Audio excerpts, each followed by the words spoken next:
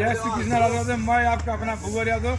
आज भूवर अखाड़े पर जो है बच्चों का उत्साहवर्धन के लिए भैया राजकुमार यादव जो है आजमगढ़ जिले से चलकर 25 किलोमीटर दूरी तय करके जो है भूवर अखाड़े पे आए हैं कि बच्चों को भूवर अखाड़ा भी दिखाएंगे और छोटे छोटे बच्चों को जो इनका जो दिखा रहे हैं। ये देखिए जो है ये राजकुमार भैया के तीनों बच्चे हैं जो है और सुबह सुबह अपने बच्चों को जो है सिखाते हैं और जो मतलब पार्क में लेकर जो जाते हैं। तो मैं आपसे यही कहना चाहता हूँ कि बच्चों को पढ़ाई लिखाई के साथ भी आप बच्चों को स्पोर्ट लाइन में जाइए। बच्चों को जो भूवर अखाड़ा में भेजिए। छोटा छोटा जो मतलब कि जो चीज़ें हैं वो भूवर अखाड़ा को बच्चों को रविवार को सिखाया जाएगा। और भैया का मतलब कि मकसद क्या है बच्चों को सिखाने का, भैया बताइए।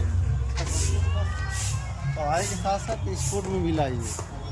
जिधर मन लगता है उधर भी थोड़ा डालना जरूरी है। आप लोग अपने बच्चों को ध्यान दीजिए कि बच्चे का मन कहाँ लगता है। और भूवर अखाड़ा में उत्साह बहुत है।